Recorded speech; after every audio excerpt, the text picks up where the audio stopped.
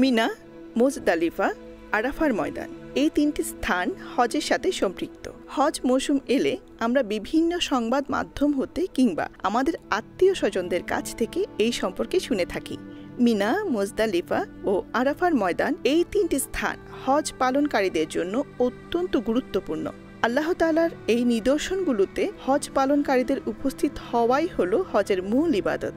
এই স্থানগুলো সবগুলোতেই রয়েছে নির্ধারিত সীমানা। নির্দিষ্ট তারিখে নির্ধারিত সীমানায় উপস্থিত হয়ে কিছু ইবাদতের মধ্য দিয়ে হজের রোকনগুলো আদায় করতে হয়, আর এভাবেই সম্পন্ন হয় হজ।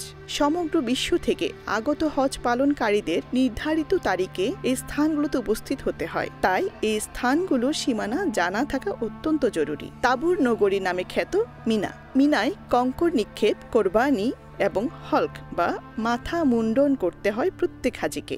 এই স্থানে ৮ জিলহজ জোহর থেকে ৯ জিলহজ ফজর পর্যন্ত ৫ ওয়াক্ত নামাজ আদায় করা সওয়াবের কাজ। এছাড়া এই স্থানে ১০ জিলহজ সকালে বড় শয়তানকে পাথর নিক্ষেপ করতে হয়। ১১ এবং ১২ জিলহজ দুপুর থেকে সূর্যাস্তের আগ পর্যন্ত ছোট, মাঝারি ও বড় শয়তানকে পাথর নিক্ষেপ করতে হয়। আর যারা মিনায় ১২ তারিখ অবস্থান করতে চান তারাও ১৩ জিলহজ দুপুরের পর থেকে সূর্যাস্তের আগ পর্যন্ত পাথর নিক্ষেপ করতে পারেন। মিনার সীমানা হল পূর্ব ও পশ্চিম দিক থেকে মুহাসসার উপত্যকা ও জামরা উপত্যকা, আর উত্তর দক্ষিণে দুদিক থেকে দুপাশে সুউচ্চ দুটি পাহাড়। এবার আসুন জানি আরাফার ময়দান সম্পর্কে। আরাফাতের ময়দান, যেখানে হাজির হওয়া হাজিদের জন্য আবশ্যক। আল হাজ্জু আরাফা, অর্থাৎ আরাফাতের ময়দানে উপস্থিত হওয়াই হলো হজের মূল রুকন। জিলহজ মাসের ৯ তারিখ সকাল থেকে হাজিগণ আরাফার ময়দানে উপস্থিত হতে শুরু করেন এবং দুপুর থেকে সূর্যাস্তের আগ পর্যন্ত আরাফার ময়দানে অবস্থান করতে হয়। আরাফার ময়দানের সীমানা হলো পূর্ব দিক থেকে ঘিরে থাকা পাহাড়, যেখানে আরাফার মাঠ পর্যন্ত এটি বিস্তৃত। পশ্চিম দিক থেকে উরানা উপত্যকা এবং এর সাথে থাকা উত্তর দিক থেকে ওসিক উপত্যকা। দক্ষিণ দিক থেকে মসজিদের নামে, যেখানে আরো ১.৫ কিলোমিটার পর্যন্ত এটি বিস্তৃত। সুপ্রিয় দর্শক, অন্য কোনো পর্বে আমরা মসজিদে নামিরা সম্পর্কে কথা বলবো ইনশাআল্লাহ। আর আপনারা জানাতে পারেন আপনারা কোথা হতে দেখছেন আপনাদের স্থান। এবার আসি মুজদালিফা।